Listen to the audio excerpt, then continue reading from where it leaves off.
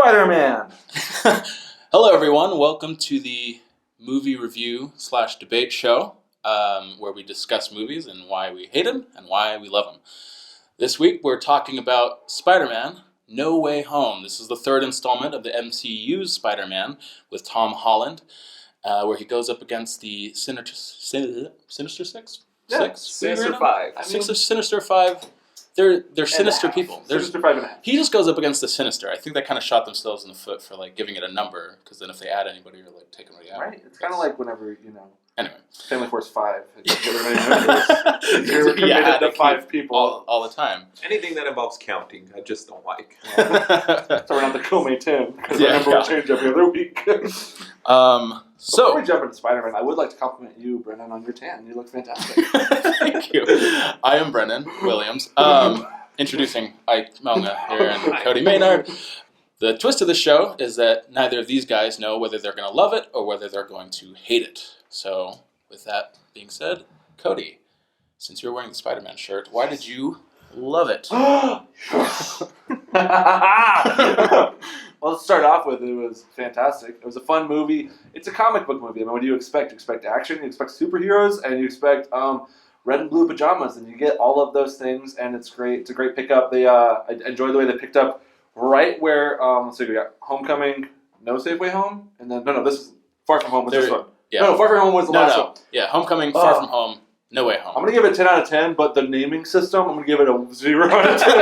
It's so confusing. So anyways, it picks up right where Far From Home left off. So Far From Home ended at the very end where they unmasked Spider-Man as the end credit scene where Jake Gyllenhaal's Mysterio had unmasked Spider-Man and framed him for his own murder, which is pretty genius. So it literally picks up at the end credit scene of Spider-Man swinging Mary Jane through not Mary Jane, Michelle Jones. Is that what it is? MJ. Yeah. MJ is different name. Anyways, marijuana. So it picked, exactly. Spider-Man's got a problem.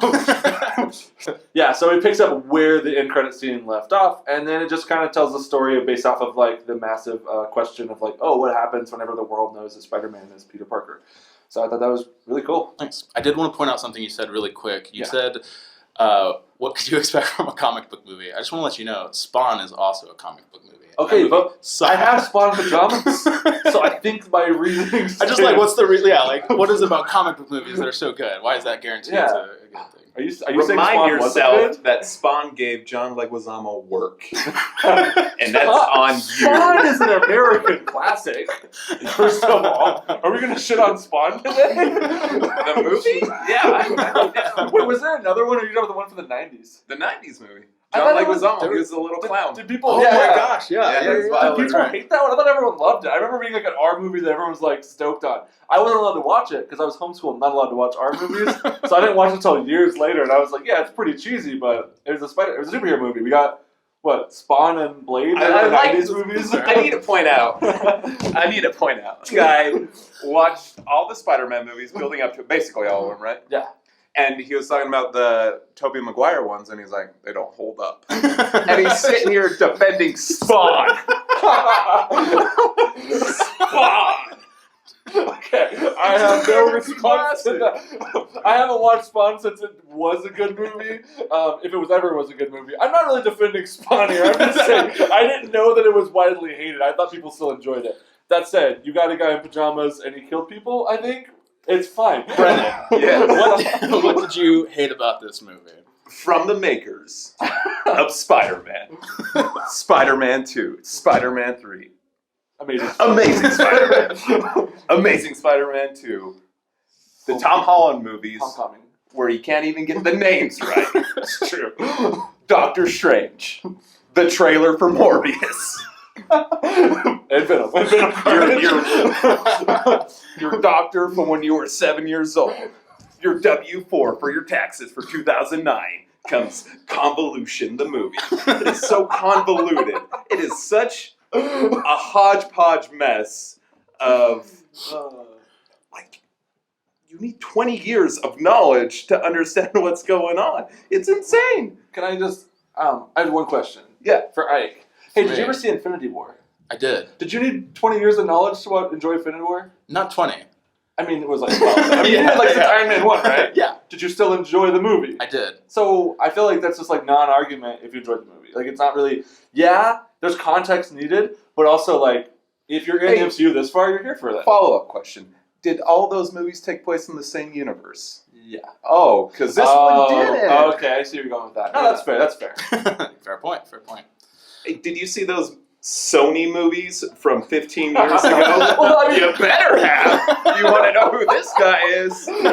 Well, I mean, we watched it was the multiverse, Spider-Man in the multiverse, and that was, I mean, it's the same setup. I feel like you could have enjoyed, without watching the Sam Raimi Spider-Mans, without watching the Amazing Spider-Mans from, was it 2014 and 2016, yes, those contexts help because you understand like where they're coming from, but in the same note, you could look at the multiverse movie and say, we didn't have context into those individual characters.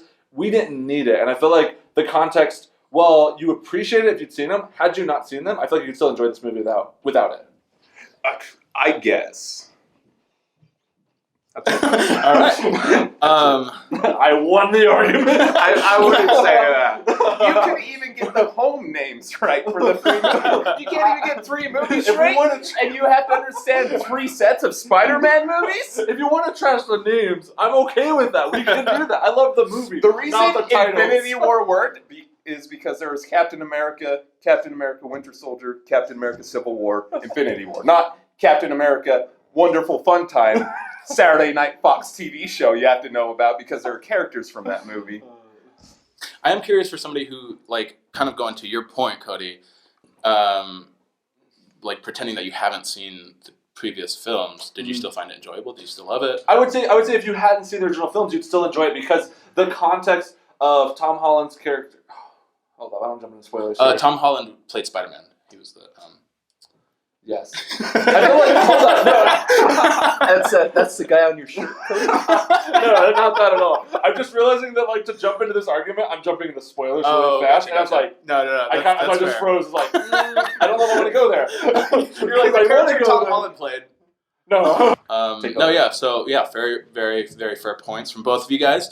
So let's go ahead and just jump right into the spoiler zone and talk about these movies in more detail. Spoiler zone! Are we supposed to do that? Spoilers! I'm going to overlay it with a bunch of music. I'm not going to do that. It's going to be awkward.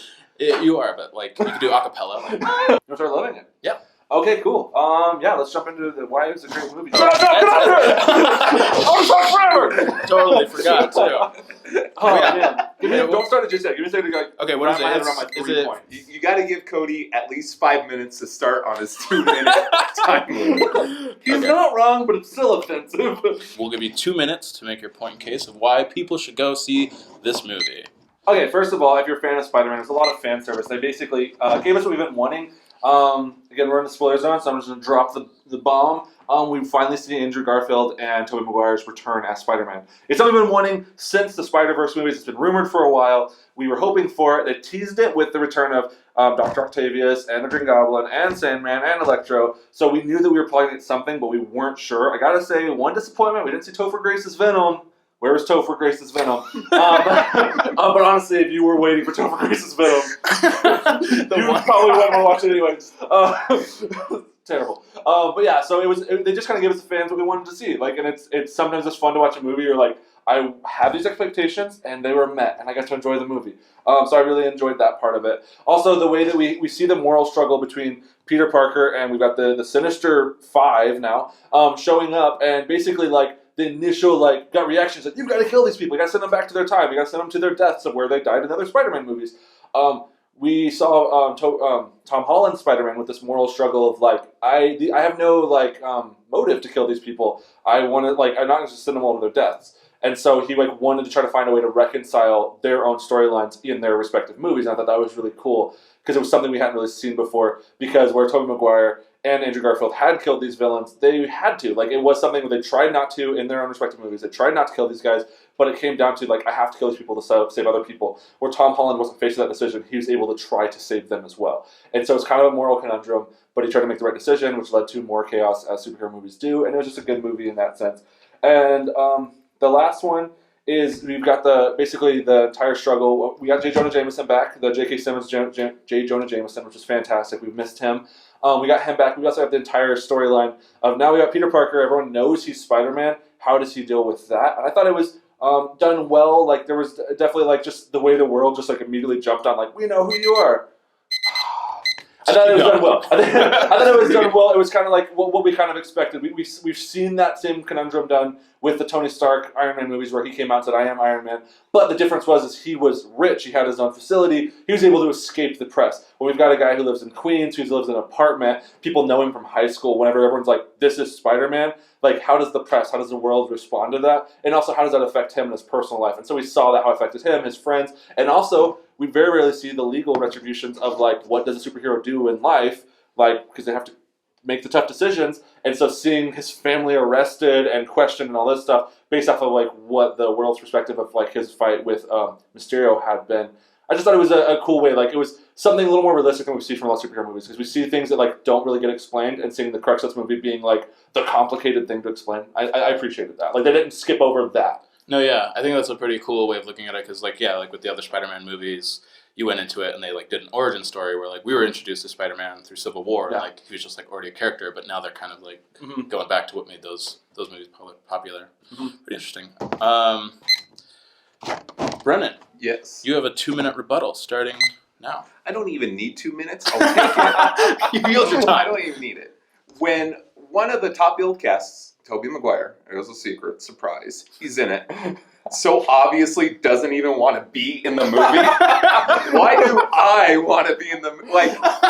They had to have like constantly been like, Toby, you signed a contract for this. You have to be a part of this. You get that, right? He's like, oh yeah, I'm drunk right now. It's funny because like it's kind of it almost feels like each Spider-Man represents like the generation that went to the movies. Like Tom Holland's are the kids like that love being there and they're like, hell yeah, Spider-Man is cool. Andrew Garfield is like the generation, like the millennials that like, yeah, like I want to be part of this too. Like even though I'm getting a little older, like it's fine. Like I want to be part of it. And Tobey Maguire are the parents who are like, I just want my kids to shut up for 2 hours. Like, no, that's mean. I'm not even a parent. Yeah, so. I'm the Tobey Maguire guy. Don't do that. There was just a lot of like, it felt like it was almost hodgepodge together. Like there were certain motivations that happened. That was like when all 5 villains were together, they kind of all came to an agreement that like, hey, we're gonna save ourselves and be returned to our world, and one of them's against it. And the other one has like 2 people in his head. I don't know why I'm hiding it. Green Goblin. We're in spoilers. No spoilers. But the one guy who was in the commercial. Electro wants to stay there. Makes sense. Green Goblin wants to stay there. Or Norman Osborn wants to go back home. But the Green Goblin wants to prevent that. The Lizard and the Sandman were both down. Otto Octavius was down. And then once one of them betrayed him, except Doc Ock wasn't a part of this, but once one of them betrayed him, all of them were like, okay, let's go back to being dicks. And that was just like, what was even the point of like the Lizard was there and he was just hanging out in the truck, and then like the cops were going to start showing up and he's like, cool, I could be a dick now. And was that all he was waiting for? And like Sandman wants to go home because he has a kid, right? And as soon as the plan gets flubbed, he's like, I'm just going to beat up Spider-Man for no reason. I want to go see my kids, so I'm going to beat you. It's like, and I've never been to New York, and maybe that's just how New Yorkers are. Plan changes, we're all going to fight. Dude, haven't you seen like Avatar? He just goes, riot! And they all start rioting. That's what happened here. That's this movie. That's pretty funny. I did have one question, and since you've actually like seen these movies recently, did the Green Goblin have super strength in the movie? Yes. Yeah, he did, because that was the thing is whenever he first got the serum in this is original Spider-Man 2001. Yeah. He put the thing is they didn't want to do human testing, and they were trying to shut down the project. So he did it himself and put it in, and immediately like went, and then he grabbed the guy and he went, what did he say? He grabbed the dude and like said something weird and threw him through the glass and then hopped in the suit or whatever. But he had super strength. He wasn't really fast, but he was strong. So he was equivalently strong. On the glider, he was as fast as Right. But that was but he was strong. I don't know why I always thought of him as more of a Batman. That's what it was. There was a video where they show him grab the dude by the throat, and he's like ravioli. And then that's where my head went. So that's ravioli is the origin story of Green Goblin. I wanted to say in response to that, I do not to respond to what you're saying, but I like the idea of he smashed his mask because the Green Goblin mask was. Not really. I mean, was that? I think it was in some of the comic books, but the more comic book version of Green Goblin was the hood up, and I like the way that he smashed his mask, and the whole movie had his hood up, and we saw Willem Dafoe's face, and I was like, that's kind of cool. Again, comic book service, something we hadn't seen in the Green Goblin. That was literally them just saying, he kind of looks like a goblin. It's Willem Dafoe. He He was the most perfect casting we've ever seen for a character. That was actually just behind-the-scenes footage of Willem Dafoe going, I don't need this. This hits my Green Goblin. I just want to point out, Willem Dafoe is also fantastic in Death Note. Do you really need to pick a side now? Yeah. You really lost all of your chips. It's now on this side. My goodness. Okay, I wasn't responding to that, though. The Tobey Maguire not wanting to be there, I think we just need to respect the fact that Tobey Maguire has never really been a great actor. We all pretended he was. What? He was so good in the original Spider-Man movies. Oh my god. He's good in Seabiscuit. And that's Brothers. all Have you seen Brothers? No, that's all the... Maybe Brothers. I don't know. I'm pretty sure Tobey Maguire has only been in Spider-Man and Seabiscuit. I think so. I wouldn't argue with that. I just say Tobey Maguire's never been a great actor. He just cries a lot, and not nearly as good crying as Andrew Garfield. So to argue that Tobey Maguire didn't want to be there, I just think he's not good at acting, and so if it just came across don't want to be there. I mean, watch the original Spider-Man movies. He also doesn't look like he wants to be there either. I don't think he wants to do anything. Tobey Maguire's entire career is him getting cast by his agent going, I don't want to do more movies. Why do I have to be with a horse movie? I'm done with this. That's Tobey Maguire's career, and it continues through this. So, Brennan, would you like to add anything and tell people why they should not watch this movie? You should not watch this movie because Cody pointed this out earlier. The first one came out in 2001, and some of you are younger than that, which is really upsetting, which hurts me. But you need 20 years of lore to fully appreciate this movie, and to fully appreciate it means appreciating Tobey Maguire, which Cody has established is not great. It's not a good thing. There probably was that one kid that, when Tobey Maguire came out, he's like, who's that old guy? And the dad's just like... he started beating this kid up. He turned into the Green Goblin. Put some respect on it. God. That's a good one. Any rebuttals to that? Any rebuttals to the length? Because, I don't know, some people can kind of see that as, cool. But, I don't know. I definitely appreciate the thing about the lore of it was if the fans hadn't been demanding it since we saw the multiverse movie with Miles Morales, the animated one a couple years ago, I feel like it never would have been approached, but it was because the fans wanted it. So in my mind, it's to be oh, it's done, we need that much lore. It's yeah, but that's what we wanted. We've been, as the fan, we've been begging for that for the past few years. We wanted to see Andrew Garfield and Tobey Maguire in the multiverse movie, which is the animated movie. We thought it'd be interesting to see, and then also we saw some references.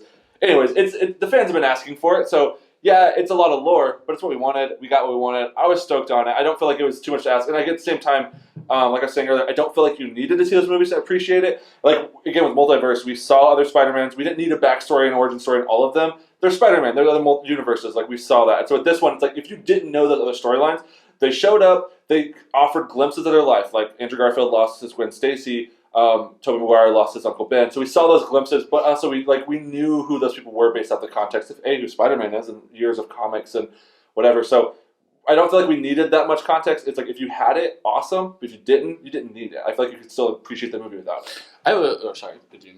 My only count, and we are leaning too heavily on Tobey Maguire being Elliot, but he literally just walks through a portal in street clothes, and it's you know who I am? And it's I don't, and you are in your 40s, and you just walked in my house. You're just a stranger that walked in my house because I am 19 years old, and your movie came out before I was born. I don't know who you are. Not to be on your side or anything, but the fact of open a portal, and Andrew Garfield and Tobey Maguire both just I guess I went through that portal, and Andrew Garfield walks through and immediately takes off his mask. What's up? I'm Peter Parker. Bro, that's the whole point of entertainment. If you walk in and immediately unmask yourself, and they're wanting to prove himself, and it's you walked through a portal, you didn't know what it was, and Tobey Maguire's just standing at a desk, he's oh, I guess there's a room behind me, just walks in. No, it's just teenage children in front of teenage me. children in someone's living room. And then I like how Tobey Maguire and Andrew Garfield immediately get in a fight for no reason. They're just like, Spider-Man, you. We're all Spider-Man here. So I thought that was pretty funny. Quick question. So, in general, do you guys both like Marvel movies? I think that, we agree that Marvel movies are pretty good. How do you feel that this one fares in like their whole repertoire of like films that they've made? How do you feel that this one ranks? Yeah, there we go. I'll start with you. Just start with you.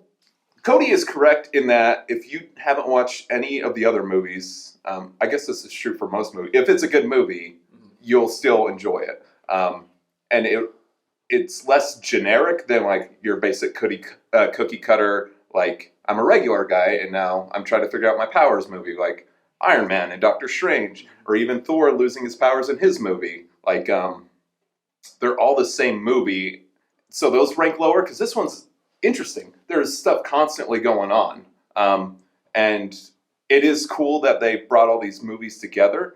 So I'd probably put it. I know I'm supposed to hate this movie, but I'd probably put it as a top 10, maybe a top 5, actually.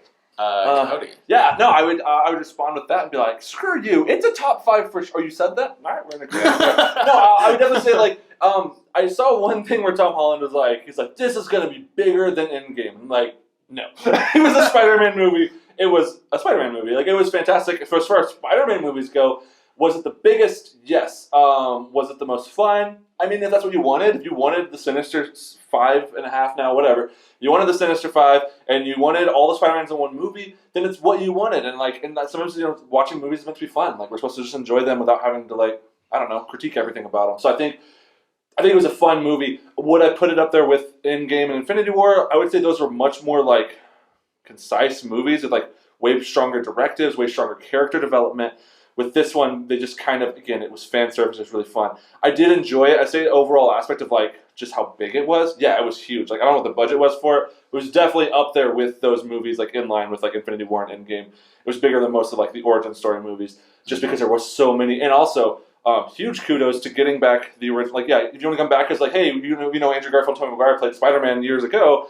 You guys want to come back to another movie? It makes sense they'd want to reprise those roles. But Willem Dafoe, Alfred Molina, Jamie Foxx was really surprised. Thomas Hayden Church. Thomas Hayden Church, and then I don't know that. I unfortunately don't know that. And the Lizard. And the Lizard. I don't know that actor played Dr. Connors, but it was all the original characters who played those. So I was actually very impressed with that. So it was really cool that they didn't like cookie cutter and go, okay, well let's superimpose, but they actually like brought in. I don't know. Yeah, because I definitely thought they were going to go that direction when like they didn't show Sandman. Exactly. Like, at all. So at the very end, where it so actually was like, Thomas Hayden Church, I was actually kind of surprised. I thought it was going to be all that was pretty good. Green Lantern stuff was just faked. So I did appreciate that they did it right. They put the work in to do it well, and it showed. Like, it was a really well done movie. The special effects looked fantastic. I just recently rewatched Amazing Spider-Man 2, and watching the improvement of Jamie Foxx's Electro from Amazing Spider-Man 2 to this was like, the special effects were so much stronger. And it just made you appreciate the characters and stuff more. That, I mean, even if you just went in for a Michael Bay-esque blow up everything and a lot of fighting, you got that. But ultimately, yeah, I would rank it definitely top 5 of Marvel movies right now. Nice. Any final thoughts, you guys? I got nothing. I hated it. Top 5 movie. He hates all Marvel this movies. top 5 Marvel movie. As far as top 5 Marvel movies go, this is the worst one. This is the 5th one on the top 5. Well, I got a question for you guys. Yeah. Who is the best Spider-Man? Whoa! Oh, I was gonna say Tobey Maguire until I saw this movie, and I think it might be Andrew Garfield. Because he was so good in this movie. Thank you for joining me on the correct side. Andrew Garfield's the superior Do Spider-Man. you still like Death Note on Netflix? I don't believe you, but I'll shake your hand anyway. Andrew Garfield is the superior Spider-Man for multiple reasons. One, he's the truest to the comic books we've ever seen. Comic book Spider-Man, he made jokes, he was funny, he was clever. The problem with the 2001 Tobey Maguire Spider-Man is they read that as he was a nerd. He was smart, he wasn't a nerd. He was only bullied by Flash because he was competition in the comic books. He wasn't just a nerd who got shoved in lockers. Tobey Maguire Spider-Man never encapsulated the true spirit of Spider-Man. He was never funny. Holland is funny, but it's like the Avengers New Age, was it Ultimate Spider-Man or whatever. Yeah. So Tom Holland matches Ultimate Spider-Man, but as far as like Spider-Man original, Andrew Garfield matches that. Like, he's not a nerd, he is bullied a little bit, but I mean, like, you don't have to be like a true like nerd to be bullied in high school. Flash is like his rival, but again, like, they don't hate each other, or they don't like, he's not like, shoved in lockers and stuff, he's just smart. And then also he's really funny. The Andrew Garfield Spider-Mans are by far the funniest ones. Like Tom Holland's are funny, but they're more in an awkward way. Andrew Garfield's clever. Like the way he makes jokes is like something we actually saw from Spider-Man. Because those comics were funny. People forget that. They want like the serious whatever. And it's like Spider-Man had a lot of trauma. He lost his aunt, he lost his uncle, he lost Aunt May, Gwen Stacy. I mean, depending on which issues you're reading, he loses everybody in his life.